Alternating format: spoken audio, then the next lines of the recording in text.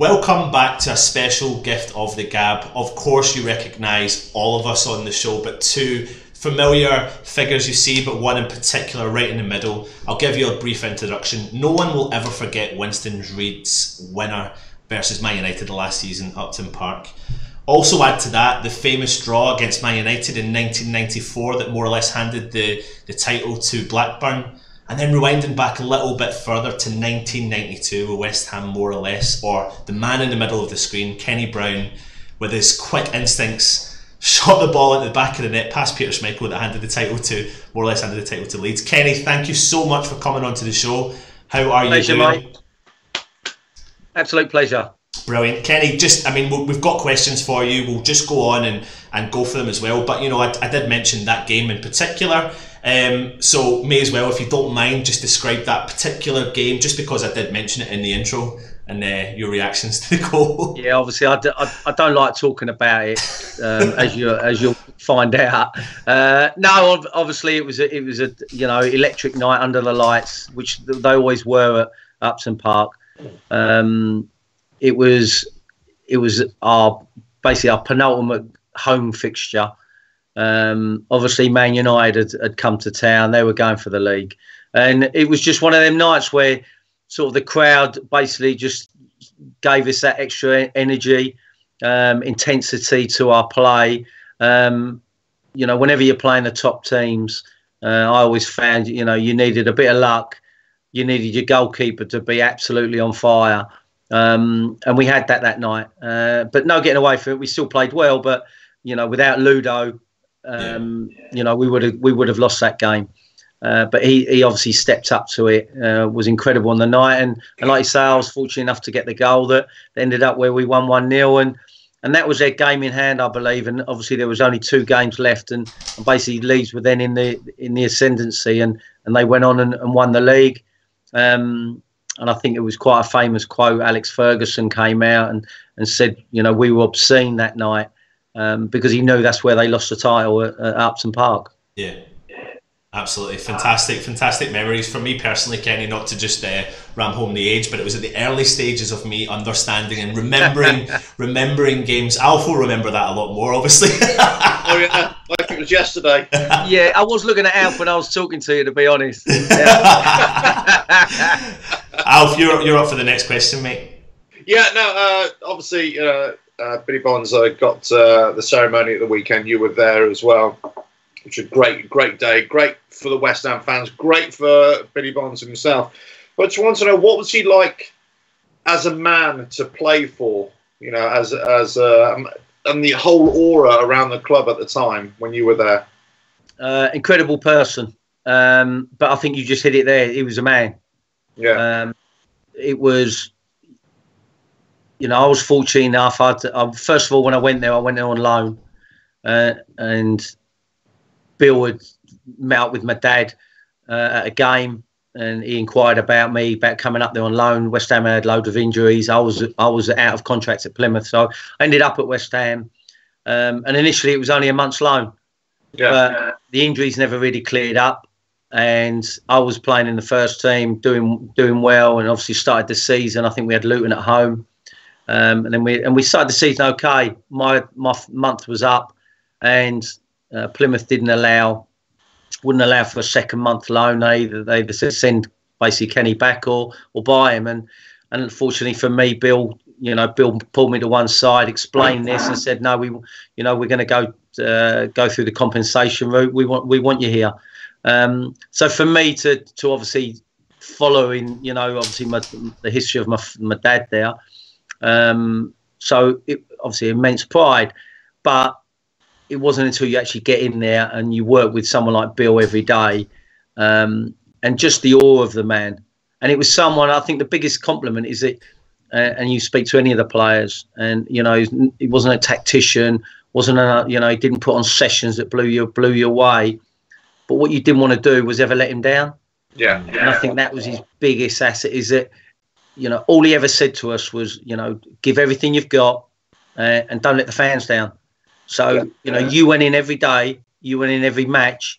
I know I didn't want to let Bill down, and that was the drive. That was how you wanted to go to work every day.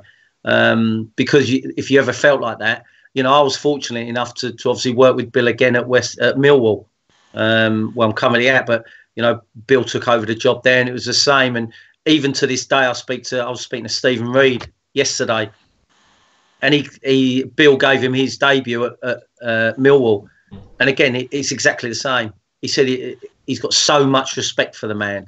Now, he was only with him for a season, all them years ago. And he was just a young boy, but it's still stuck in his head what sort of a man Bill was.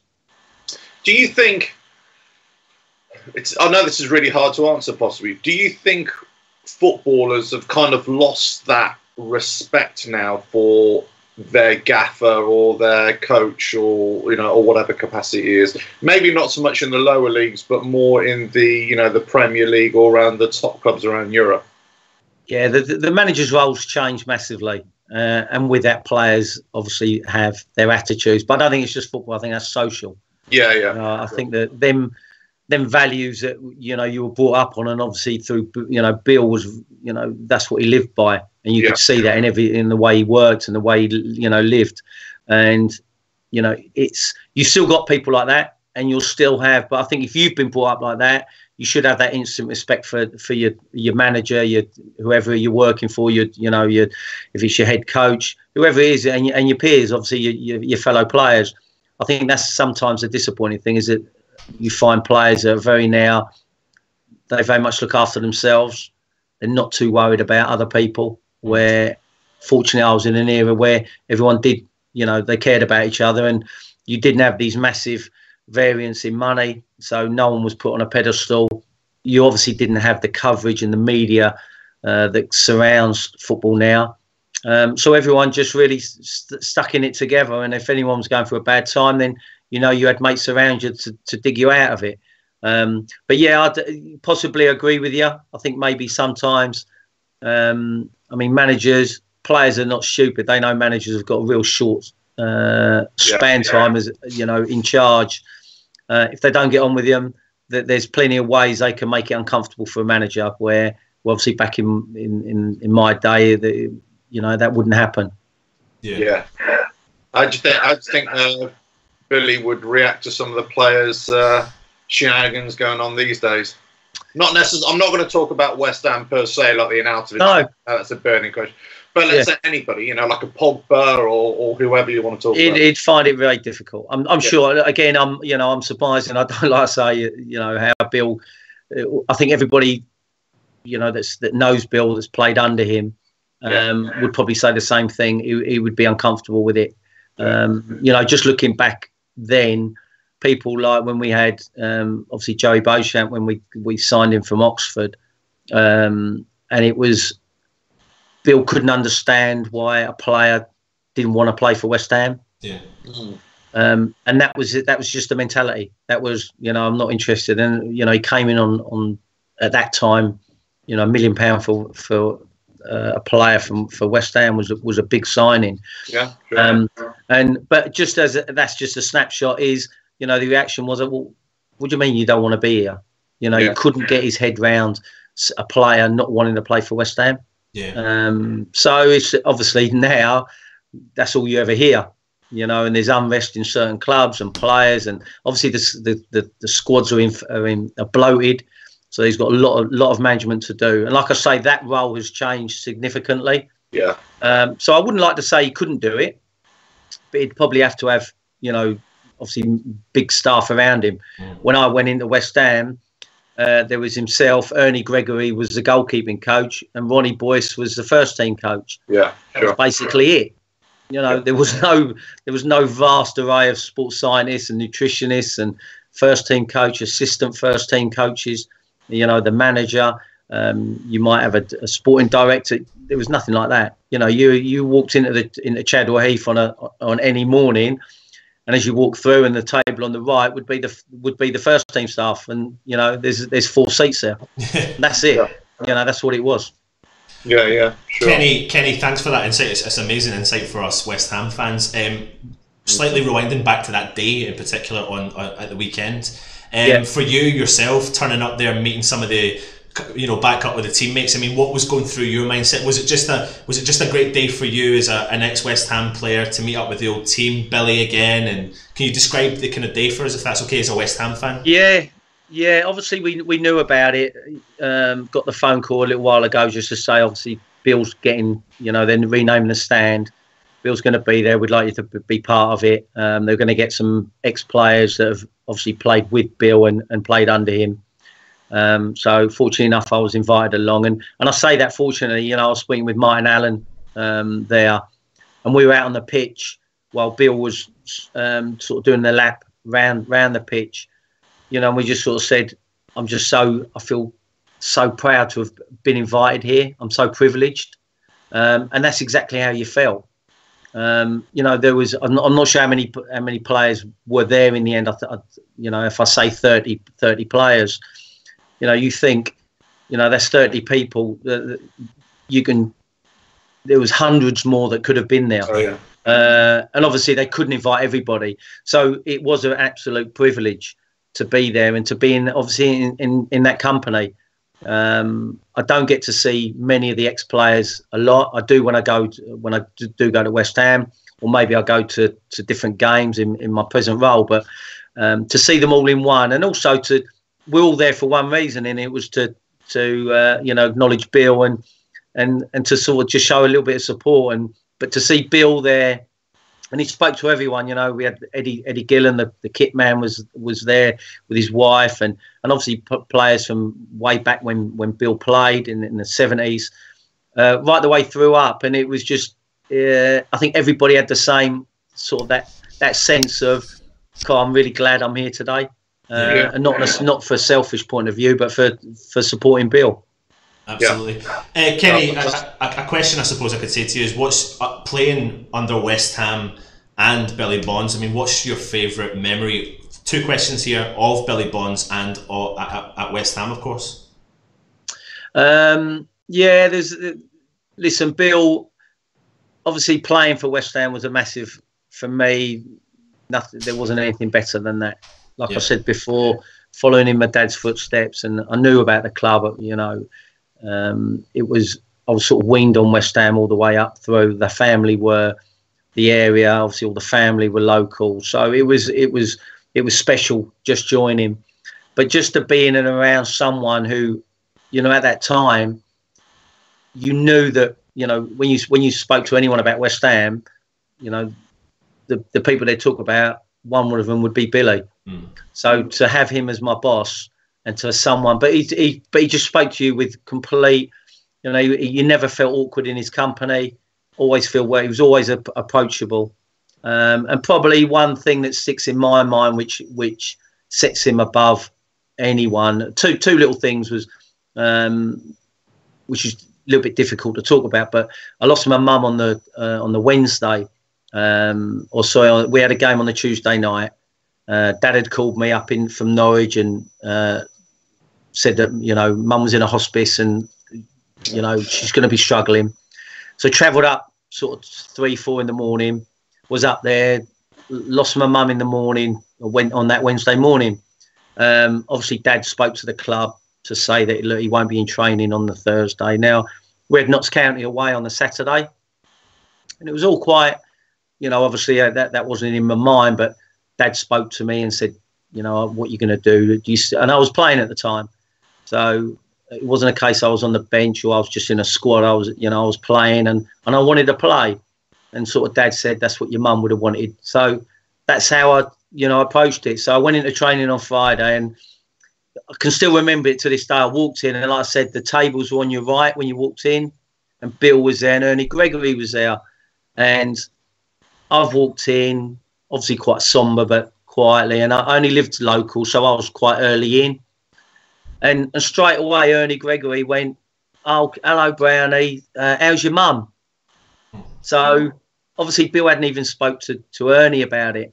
Obviously, I went into the dressing room and sort of had a bit of a meltdown. But then Ernie come in and went, "Oh, I'm so sorry, I didn't know about it." And anyway, that was the Friday. Done the training. Then we played Notts County, and obviously Bill spoke to me and didn't mention it to any of the players. Just said, "Look, do you want to play?" and I obviously had said yes, and he went, no problem, you're in the team, you're playing. Anyway, I think we drew 0-0 or 1-1. It was a terrible game. But obviously the game just bypassed me probably. But I'll never forget, I was in the dressing room after the game, and obviously we're a little bit disappointed because we've gone there and drawn. And it was all quite quiet. They said a few things, and then Bill just quietly came over to me, you know, and just put his hand on a knee and went, really proud of you today, brilliant. And that was it. There was no, you know, he said your mum would have been proud of you. That was it. So there was no big drama. But just the way that he managed it and the way that he spoke, you know, like I say, I'd still look back to that. I can remember it clear as a bell. And everyone cracked on, and that was it. You know, life moves on. So with that was the man of Bill. You know, its family comes way before football. And then the other, on the flip side of that, again, I used to go in quite early in the morning, and where the old changing rooms were, right behind the changing rooms was the weights room, which was a really skinny bit of room before the indoor gym, with all old weights in there, nothing like they are now.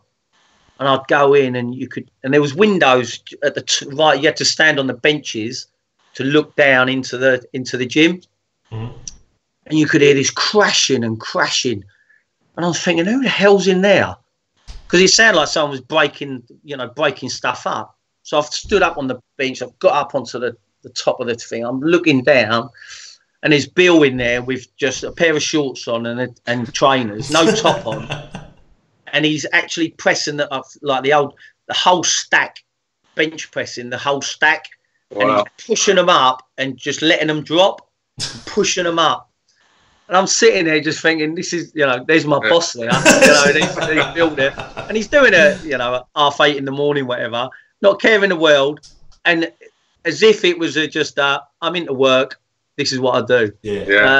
So things like that, you know, stick in your mind with people like Bill. And, you know, that's why he's so well respected. No, we've spoken to, you know, obviously people before, and, you know, from similar era, really. And I just want to know what your thoughts were of the players, you know, within the squad at the time. And, you know, what were they like in training as opposed to match day? Who do you think was, like, the best player that you played for, or played with, I should say, for West Ham? Yeah, I think what they probably have all said is how close the group were. You know, like I said, we didn't have massive squads. It was probably the influx of the foreign players. So there was more local players. Obviously, they were majority, nearly all British when I first went there. So I remember Bill, when I first signed in again, and it was weird because the kids were training in the indoor gym, and he said, "Yeah, I come through," and like he stood at the doorway of the gym and looked in, and obviously there was a sort of a more senior player there with a massive brace on from his sort of ankle up to his thigh, and it was Julian training with the kids because he was obviously in rehab from his knee injury. And you know, Bill just went, you know, that player there, best player at the club. We've missed him, you know, bundles. But he said, you watch him. Obviously, you get to meet him and stuff. And he wasn't wrong. You know, he came back from his injury. And when people ask me about the best player I played with, it would be Julian. Right, wow. Simply because he could dictate games. He had everything. You know, he was obviously strong in the tackle. Defensively, he was so strong in the air. You know, played centre halves. I remember playing QPR and he was up against Les Ferdinand. You know, and you would have thought, right, that's just a left back, scored goals. I'm not sure how many goals he scored, you know, but you could near enough guarantee him scoring between 5 and 10 goals a season from left back. Obviously, his penalties. So, you know, and the all round, like as a role model, you wouldn't go anywhere near him, you know, and as in, you know, he wasn't. It's just as well there was no nutritionist or sports scientist then, because you know Julian just didn't believe in any of that. But then when you look and open that up, yeah, Julian was but I'm disappointed. I ended up, you know, I played with Alvin and I played with Tony Gale as well. but it was at the back end of their careers. I wish I'd had the opportunity to play with them, because you knew how good they were. Yeah, sure. Wish I'd had the opportunity to play with them, when they were at their prime, because they were top players. Great experience. And then we had, the likes of Ian Bishop, Trevor Morley, Martin Allen, Mark Robson, Kevin Keane, Stuart Slater. I think the year, I mean, for me, Kevin Keane was always a top player. Probably doesn't get the credit. Anyone who knows about football and who's been involved in it will know how good he was. Yeah. Same with Stuart Slater. Obviously, a year before he went on to Celtic, and then a little bit later on, Johnny Moncur came in. So Slaven, Mark Reaper, and again, that was the start of the sort of a few foreign players coming in. Yeah. But they were all good. We had some, when Harry ended up taking over and obviously went into that market, you're always going to run the risk of, not hitting probably bringing in it didn't get them all right. But they're all still good people. Yeah. They really were, and the Darnies and the Paolo Futres, all really nice people, all good lads. Yeah. And they fitted in with everybody. But I would have said that when you're in a group like that, and again, it was a tight dressing room, but and with the experience of people like Alvin and Tony Gale, who were always on it and always, you knew the history of the club. It was through them. Yeah. I would have thought similar to what Martin Noble probably does now with players when they first come and join the club. But yeah, I just look at players like that and how we worked, and there was no pressure on anyone. We went in every day. Everyone went in with a smile on their face and went to work, and that's how it was throughout my time at West Ham. Oh, brilliant. Kenny, you mentioned a couple of players there, and just ones we want to kind of briefly touch on is Danny and Paolo Futri. But I mean, Paolo Futri came with a really big pedigree and a big CV. I mean, can you just describe what, in your opinion, what his West Ham career was like at West Ham? Well, I wouldn't probably say it was a career. It wasn't a career, no. He turned. Yeah, listen, everybody had known about him. I think he was voted sort of the second best player in the world under Maradona. He obviously came to us after I think it was a knee injury he had. So he's come to us after that. So again, he wasn't in his prime. We were never going to sign Paolo Futre at his prime. That just wouldn't have happened. So yeah, you have to accept that. But again, absolutely smashing fella. And you could see the ability of him. Real ability. But unfortunately, fitness levels and probably, adapting to the way that the English game was at the time wasn't great for him. So, I can only pinpoint some of the players you've mentioned there in the defensive manner. So when you're in training, I can imagine there was a few big hard tackles going in. Yeah. Listen, and going back to what you're saying, what they were like actually out on the training ground. There was nothing. We were all good mates, but it didn't. No one was going around, and Bill wouldn't have that. Bill, you wanted to. I know you hear the saying of train how you play, but people like Peter Butler, Martin Allen, Julian, Don Hutchinson, like I say, Mark Reaper, Slaven.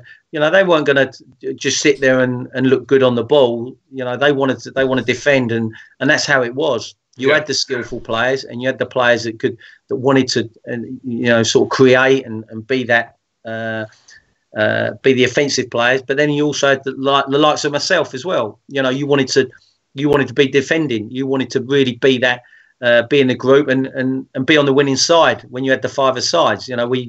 Every Friday, we told this story at the weekend. Every Friday, we used to go on the indoor gym and have half an hour. We used to have a warm-up for 5 minutes, do half an hour keep ball session and half an hour five-a-side.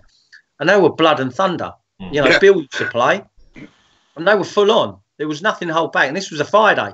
And you used to come out absolutely drenched. And, there was something on the win.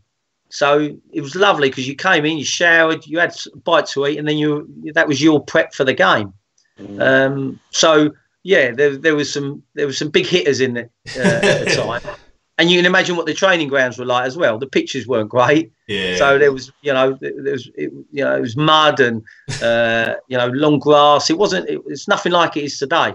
Yeah. So we found it probably easier, but in general, as a group, there were some really talented players, and like you say, Palafutre was one of them. Yeah, absolutely. Considering what basically what you've said, touched on what obviously your dad, Ken Brown, obviously a legend at West Ham as well, and obviously playing under Bond. You've gone into management and obviously coaching as well. Is there anything you've sort of taken or from your dad or from other managers that you've worked under, and that you've taken it into your own sort of management coaching career? I think the biggest thing is dealing with people, people skills, and I think that's the biggest thing my dad had and has got. I think you still speak to anybody. I was with Lenny Lawrence at the weekend, and he said, "Blimey, how's your dad? Lovely fella." That's what I get all the time, which makes me feel really proud, because I know how he treated players. I know what he was like, obviously at home, how he treated me growing up in a football environment, and that's how I wanted to be. That's how I want to be with my sons, and that's how I want to speak to players, speak to coaches, speak to managers. I feel you hear a lot about it now, actually, is that there's a lot going on, obviously, in the football world, especially in academies, about there's certain bullying or racism, or there's a lot going on, and there's a lot of people probably treading on eggshells. But the bottom line is, if you're a good person and you've got values and you live by them, then you don't have a problem. So for me, that's the biggest thing, and I feel that obviously I've been lucky because I've been brought up on that. So whenever I'm speaking to anybody, whoever, whatever line it is, whether they're above me, below me, as in line managers wise, if it's my chief exec, or if it's my academy manager, or it's the first team manager, or my under 9 part-time coach, I'll speak to them the same. I'll give them still the amount of respect that they deserve, and I think that's invaluable, and I want my kids growing up like that.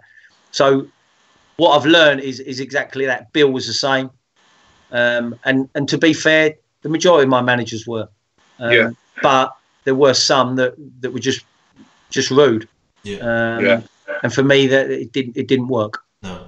Yeah. Kenny, you mentioned, obviously, we're talking about your dad. What was it like living in the Brown household as your dad was playing his career at West Ham, his fantastic career at West Ham as well? So what was that like, and what was it like for you, like looking up? You obviously, you talk really highly respectful. Your dad obviously put that onto yourself, you put it onto your kids, and I mean, was it just, dreams, or it was a lot of moving around, because obviously Dad would come to the end of his career, and we were in Essex, so John Bond ended up, John and Dad ended up going down to Bournemouth when I was young.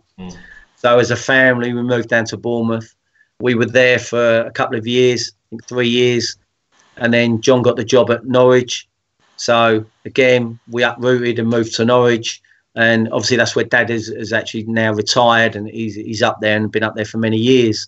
But I think that, again, as a kid, I remember going to games. I remember going to QPR, and I used to travel. Well, I still do a little bit from travel sickness.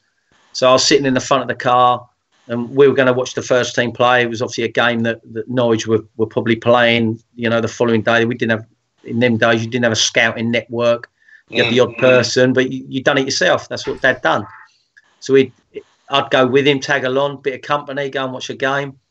And I was sick as a pig, right in the front seat. It was all over me, and we're going to the game. You imagine the car stunk, but that was it. You got there, and he went, "Don't worry, we'll clean you up." Took me in, and the ladies, because I was a little boy, and all the ladies in reception went, "Oh, come here, yeah, we'll look after, get him all cleaned." And I ended up watching the game with him in the director's box, as I was fortunate enough, come away, and that was like a norm. Obviously, not being sick every game, but going to games, sitting in the director's box with Dad, and just taking it in. At the time, it was just a day out for me. I didn't comprehend everything, But, you know, looking back just in the environment, the times when I'd go to home games and I'd sit, I'd go up into the boardroom and just sit there, and he'd have a board meeting. You know, they'd have a bit of an inquest. I'd be sat there for hours and hours just watching an old telly on the screen. I just sat there on my own, waiting for him. But I didn't care because I was in that environment. Yeah. I was, you know, it was a football. Yeah. It was all about football. Yeah. And so for that, you know, there wasn't a case of, no, you can't come here, you can't come there. If I wanted to go somewhere, or you know, he took me, brilliant. Yeah. You know, the more experiences, the better. And growing up, it was the same. You know, going through, he was brilliant with me, coaching wise as well. Never on my back. Never. He was always sort of constructive in any criticism. But he always just went, no, I believe in you. You know, it will turn out. You'll be okay. You know, you make your mistakes. Get on with it. You know, just learn from them and move on. And it was actually, I think, one of the biggest things that happened to me. And obviously at the time I didn't feel like it, but I made my debut at Norwich at 18. And I played the last, I think, 17 games of the season when we were in, which is now the Premier League, but Division 1. We finished 5th in the league. Ended up, I think we played Arsenal and won on the last day of the season. And we ended up in 5th. So it was a brilliant end of the season. Again, I was 18. I was just playing really football for fun. Didn't comprehend much of it. So I had the summer, came back pre-season, and I found myself in the first team. And the first game of the season was away at Everton. So again, it was only when I started going to the game on the coach, and it was a boiling day, as they nearly always are now in August. Got to the game. I'm in the team. I was an absolute bag of nerves. Didn't have a clue what to do. Bearing in mind, I'd just played, 17 odd games, and I'd played well, kept in the team. I felt like I hadn't played football for years. I was so far out of my depth, it was frightening. Anyway, I played, and I let and it was a fella called Paul Power, who used to play who was at Everton. I don't know if you remember him. Yeah, I remember. Well, Paul Power was a left midfield player. Anyway, the attack was going on the right-hand side, and I'm daydreaming. I'm watching the ball and thinking, anyway, he's ended up dribbling, beating our left back, crossing the ball, and Paul Power had just got run across me and headed from sort of 8 yards out, and my fault. So gone in at half time, and I'm thinking, I've been seriously awful. He could have dragged me at any moment at that time. And anyway, obviously I got brought off at half time. We lost the game 1-0. I've sat in the dressing room, crying my eyes out, thinking that's my career done. I've got no chance. I can't play anymore. I can't play at this level. But then, Saturday it was all quiet. We lost the game. Like I say, we lost the game 1-0. Got on the coach, come back, and then I got in the car and I was with Mel Machin and Dad, because Dad was the manager at the time and Mel Machin was his assistant, and we were dropping Mel home. And I sat in the back of the car, really low. But then that car journey was probably something that sticks with me, is what ended up making me. Yeah. Because there was so many. I realised from them, that's a game. It's gone now. Learn from it, move on. They're already talking about the next game. They're already talking about the next training session. They're already, and it was me feeling sorry for myself. I didn't get any sympathy. I didn't get any. Oh, don't worry, you're only young. There's none of that. If you're going to come into that environment, you've got to adapt and you've got to be ready for it. I wasn't ready, but I would be ready 6 months, 8 months, a year down the line. And so I think I got longevity in the game because of them adversities and because of the way I was handled. So again, I look back and it's things like that make you. Well, they make you, or you can go in your shell and go, no, it's not for me, and start blaming everyone else, and drift away. What was it like, Kenny? Did you feel a form of pressure following your dad's footsteps when, of course, you signed for West Ham? Was there a form of pressure for you? Not at West Ham, no. Playing under him at Norwich, and I did again at Plymouth. Not so much at Plymouth, at Norwich, especially when, like I said, I started the season. I didn't start the season well. I didn't get another opportunity for months, and for probably 5-6 months. And it would be sporadic games. It was then when we weren't playing well at the time. And I think people were looking at me and thinking, well, he's only in the team for obvious reasons. You had a few bit of unrest from the crowd, but again, it was only the pressures I put myself under. What I didn't want people to think was, and he never done, was Dad to be doing me any favours. Yeah. So I was very mindful that when I was an apprentice, I'd be out there collecting the balls. I would always help with the goals. I would always, even though we all had jobs and we would all chip in, but I didn't want other people to think that, well, he's only here because of his dad. Sure. And obviously the only way you can prove that is just by getting on with it and playing and knuckling down. And, like I say, a career that lasted that long, I think I proved that. But obviously going into West Ham, as soon as you turn up, I honestly felt I was coming home. This is where I wanted to be. I don't think no club would have been like that. And any other club moving from West Ham was always going to be a step down. Yeah. So, for me, it was just, there was no pressure. It was just, I was just what dreams are made of. Just a complete, it is exactly that. How would you like your career to go? Well, I'd like this. Well, there you go. Then you're playing at West Ham, where your dad obviously spent many years and where he's well respected. So immense pride. Did you ever get a bit too big for your boots at West Ham and your dad come round and say, "Look, I got 2 of these. I got 2 of these. What you got?" He didn't, but it's weird because we used to like. It's not like now with the memorabilia and all this, but he had, obviously I knew how good Dad was, even though I ended up scoring more goals than him. But playing sort of half the amount of games. Yeah. But he, I always say to Dad, you used to go up for every corner. You used to go up for every set. You scored like 3 goals. What were you doing? And he always say I was causing chaos in there, and obviously letting the other people get getting it. There was a plan in it. Yeah. But again, for him to, I'm more than aware of the history of the club and obviously how and why he's respected. Not just because he's a nice fella and he played many games. They won things. Yeah. Now I know I've been in clubs where you have won things and also been in amongst winners as in players and managers. And it takes something special to you. There's not many that can actually to say they are genuine winners. Yeah, sure. Until you do that, you have to have that respect for them. And again, for everything that surrounds my dad, bottom line, he was a winner as well, which is obviously also nice. Yeah. He never got his medals out. No, he didn't. Kenny, I think I would have done. Yeah. I would have had him around my neck and everything. Still have him around there. Breakfast. Kenny, of course, you mentioned the fact you scored goals. So you got 5 goals in 63 appearances for West Ham. I mean, what was the kind of reasoning behind that? Was there were you allowed to have the freedom to go up top? What kind of? There was 63 league games, so I'd cup games in there as well. I played cup games, 82 in the end, so 82, that's fine. But I did have the freedom. When we played with wing backs, when I first went to West Ham, I ended up playing. Obviously, I think I ended up playing, especially after the initial when Julian was back.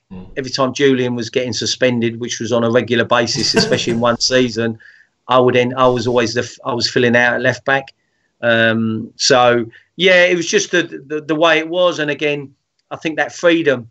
I think the freedom we played with, there was, West Ham always had that sort of that flair. I say the Johnny Moncurs, the Ian Bishops. There was always that spark. And when you had players, again, I talk about the Stuart Slaters, Mark Robsons, Kevin Keens. They're creative players. There's a lot of them there, and it was just a joy to play with real quality players, and it just, as a defender, it gave you license to go forward. And like I say, you've got to have. I was fortunate enough; I was in a good team and that created players and created plenty of chances, and I was fortunate enough to take a few of them. No, that's great. Can I just ask one question? I sometimes sort of speak to ex-pros and who play at a higher level as you did. And they say sometimes it's actually quite difficult to either step down the leagues at the tail end of your career and play with you know, at that level, because you're at different levels, both, you know, tactically, mentally, physically, so on and so forth. But also as a manager, do you think it's difficult going, you know, once played at the higher league and then stepping down to manage at the lower leagues to get your ideas across to the players at that level? No disrespect to those players, of course, but it's 100%. Yeah. I think. I mean, what I like, especially, I think the way academies have now grown over the. I think for me, if you're gonna make a career, I think obviously opportunities when you're a top player and you've been playing in the top league, and you know, and you retire out of that top league, that's all you know, which is fine. So you're not expected to, you know, go into you know, a League One, League Two side and suddenly be this unbelievable manager. All I would say is that, for me personally, they should be going in at academy level, still at a decent, you know, still probably doing their 18s, possibly their 23s, so that they can make mistakes, but they get that. How do you change a game in, you know, at half? What do you say at half time? So they've all sat there and they've all heard it, but it's different when you've got to deliver. And the biggest thing is the art of coaching and managing is getting your views over in the correct way. So all your messages, how can you bring them out to the table so that there's real clarity in what you want? Unfortunately, when you're the player, you're just taking it all. You're taking it, and it's how you digest it. Yeah. See, when you flip it over, you're the one who's got to give them messages. Yeah. And then how you deal with, again, them adversities when things are going well. Can you manage the game when you're either losing 1-0 with 10 minutes to go or winning with 10 minutes to go? You know, can you make them decisions? Well, if you're making them decisions at under 18 level, it's not the end of the world. If you get them right, brilliant, and you know that, but you'll get things wrong. People aren't over you going, well, he doesn't know what he's doing. Sure. So for me, when I see someone like Steven Gerrard do what he, you know, when he goes into Liverpool and he goes in, I think you would ask him now, and obviously I don't know him, but I would say that was invaluable to where he's working at now at Rangers. And I find it really bizarre that actually the top players, I can understand why they want to go into the top level. Yeah. It's such an all-encompassing role. Like I say, the role's changed unbelievably. And that's why the top jobs go to the top managers. Obviously, we've got it with the foreign managers, which is fine, brilliant. And there's the argument that we've still got good British managers in there, and the only way they actually get into the Premier League is by obviously getting promoted with their teams. But a lot of them, and the main ones, and the reason they've got longevity in there is they understand it. They're good at what they do, and it's not just managing that game on a Saturday. That's just a really small part of the way they work and their success. Yeah. So, you know, it's not. I think it's great. There's no right or wrong. There's no given science that, well, if you go down the academy route, you're going to be a success. Not at all. I just think it gives you a more rounded approach, and like I say, it allows you then to make your mistakes. Yeah, interesting. When you were first talking about it, my initial thought was Steven Gerrard, because I thought that was a brilliant route. Is that go through the Liverpool academy first, and then learn your trade. As you said at the start there, you know, it's about communication. It's about talking to players, isn't it? At all different levels, you know. Yeah. So, it's a skill. It's man management. It's a skill. There's not, you know, them top managers don't go out on the grass every day and put on unbelievable sessions. They've got coaches. Yeah. What they do is that they really manage the group of players, and like I say, and not just players. They've got to manage all their staff. Yeah, they've got to manage the media. And Kenny, that sounds like that's the fundamental value to your whole career. It seems to be that there's been this figure of man management, and you've taken that on in your career as well. It seems to be really important, you know, for us as fans looking in at the professional game. We can only but judge, but you're giving us that insight that really, you know, what makes it stick out, what makes you give it your all to the players, what makes them understand the message and keep the message in their head, and it seems to be how you portray that message across. Yeah. Well, it's, you know, I think there's a saying, and you'll always remember, you don't remember the people, the manager, the coach, what he says, and you won't remember what he does, but you'll remember how he makes you feel. And I think that something like that is so true, is that you won't grasp how he's done it, and you won't remember the words he said, but you'll remember. I used to feel, when Harry was in charge, and when you're playing, you used to walk out, 6, 7 foot tall. Say 6 foot tall because obviously I'm only a little dot, but you used to be 7 foot tall. You used to walk out thinking, yeah, we're going to win this. I felt, he used to build you up so that you felt you were going to, do the best you can. You're going to go and win. That's man management. Yeah. That's not by telling you anything. That's just, again, little subtle words and putting his arm around you. And that's not just Harry. Like I said, I played with some great men, but I've also played with some really poor ones that can't get their messages across.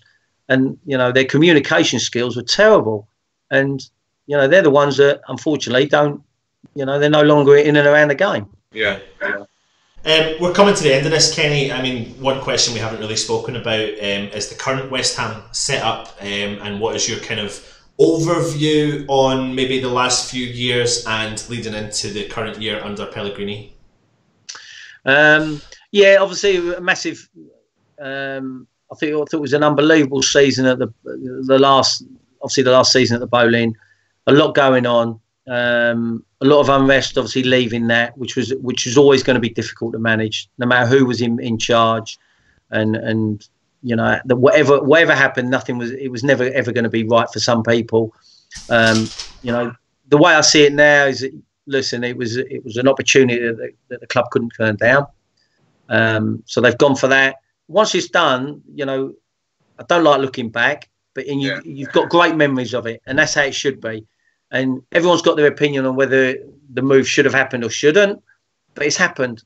So now we've moved forward, and I think they've got someone in charge now that has got a real, going back to these, he's perfect for the football club. I spoke to Steve Potts a couple of weeks ago, and I said, how's it all going again? I bump into him every now and then. And obviously, he's in charge of the 23s. And he just said, fantastic. He said the manager is so calm. Yeah. Nothing. There's this calmness about him and the way he goes about his business. And he said it just comes down to all of us. So there's no dramas in anything. You don't hear him raise his voice. He's got a lovely mannerism. He's got, again, talks to people, everyone. It's very inclusive over there. In obviously what Steve's saying, I'm only talking about obviously from the outside looking in, and just what Steve says is that there's, he's just got this calmness now. He is at the top of it.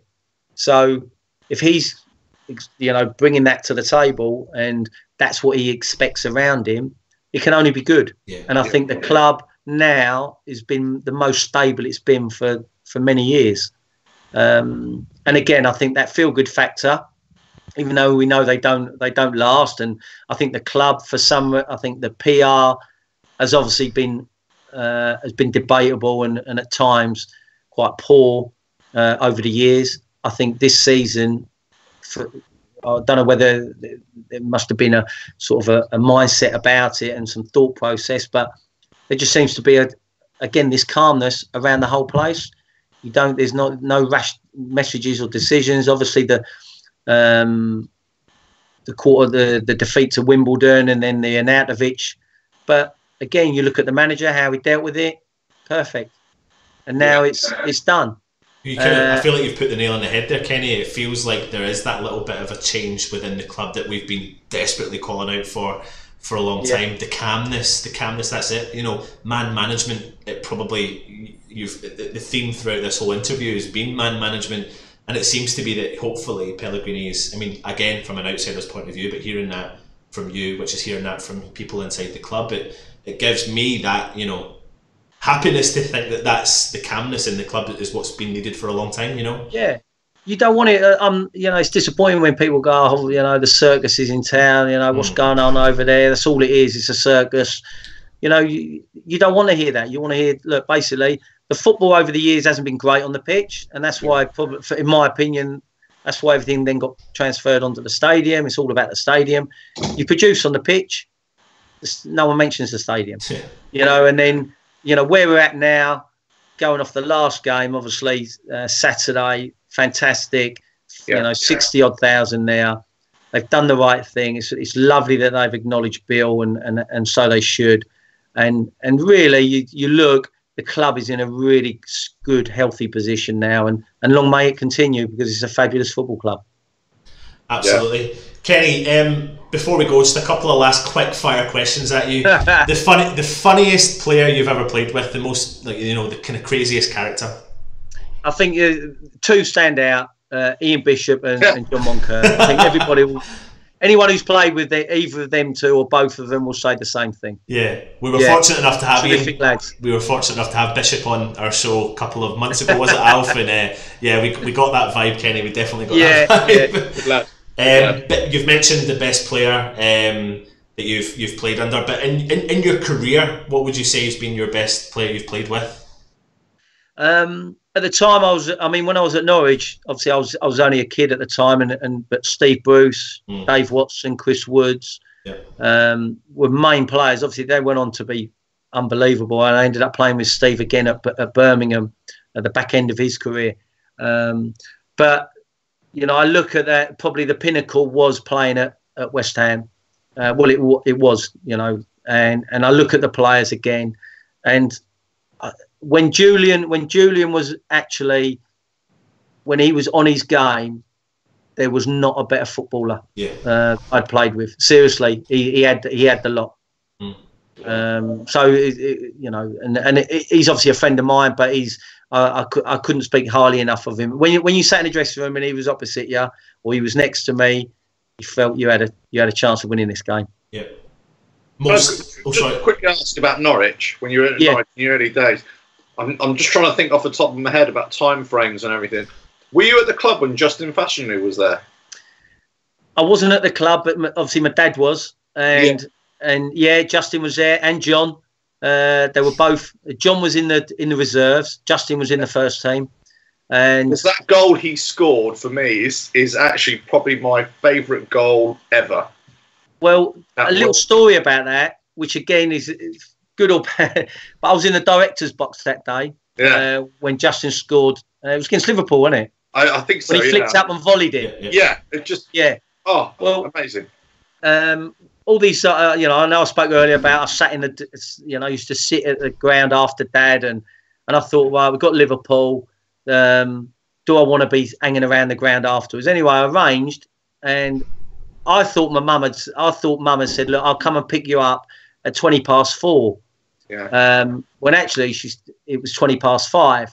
So 4:20, I get off my seat and I go down and I go outside the ground, and obviously there's no one about. Well, it was about 4:21 that Fash scores that goal, so I missed the goal. No. Now I'm on my own. Yeah. You know, obviously my dad's down in the dugout. Yeah. So I'm sitting up there on my own, thinking, I'm hanging around. I'm thinking, well, obviously I've got it wrong. I've then gone back up into the seat. I've missed the goal. So I thought I'm just going to stay here. And, you know, back in the day, you didn't have mobile phones or anything. No. You know, if you said you were going to be somewhere, you had to be there or you missed out. Yeah. Anyway, long story. Yeah, I got it wrong. So I missed that goal, actually. But when you see it back, I was actually there, but you know, for that mad reason, I decided to leave the game sort of 25 minutes before the end. Oh, yeah. Well, if anybody's never seen that goal, get onto YouTube, watch Justin. Fantastic goal. Yeah.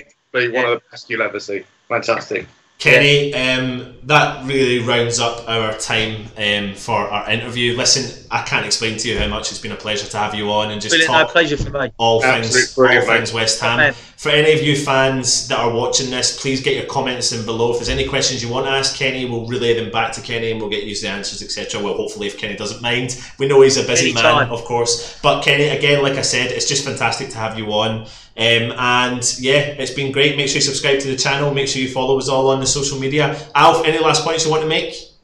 No, it's just been a pleasure speaking to you, Kenny. Thanks. Kenny. Best of luck, with future coaching as well. So, well, I suppose the last thing we didn't mention was, Kenny, what you're currently doing. You're the head of coaching at Millwall. Yeah. Brilliant role. Really enjoy the role and a brilliant football club. Really is this. It's like clubs are now. We've not been, and I say it a lot to the people who ask me the same question. What's it like at Millwall? It's not been saturated with any Premier League money. Yeah. So it's old, again, going back, it's got values at the club. You know, everyone puts a shift in. No one's afraid. You know, there's some really good people working now. There's a real pathway for coaches, for players, from the first team manager all the way down to the academy. It's a real inclusive environment, and like I say, I really enjoy going to work every day. So I can't speak highly enough of the football club. Yeah, right. Yeah, that's great. I mean, you've had a good couple of seasons there as well, actually. Yeah, 3 good seasons. It's a tough one this year, but I'm sure we'll be all right. But like I say, I head up from the under 23s down to the under 9s. So I look after all the coaching and the football side of the football management of the academy. Yeah. And it's brilliant. You see boys come through, you know, players getting pro contracts, getting scholarships. Sure. You know, obviously there's the other side of it where you're releasing players. But again, you've just got that. You feel you're very close to the first team. You've got that link all the way through, which for me it's a healthy environment to be working in. Yeah, and I've got that vibe, Kenny. You know, everything we've spoken about, a man's man, and it comes across in abundance that you're that kind of guy as well. So, like I said, it's been a pleasure to have you on. Thank you very much. Lovely. Make sure you guess. Want you any more? Then you come to West Ham. Be a pleasure. Well, I actually live in Reading, so I know you did 2 stints at Reading. I did. So you can come over to Reading. You see, that's research for you, Anton. I like it. You're not just a pretty face out. I like it. Do some work. Wise old man. You see. Delegation, Kenny. Delegation. Delegation. I've been Anton. He's been Alf, and he has, of course, been Kenny Brown. Kenny, take care. Thanks very much. Thank you. Bye bye. See you soon.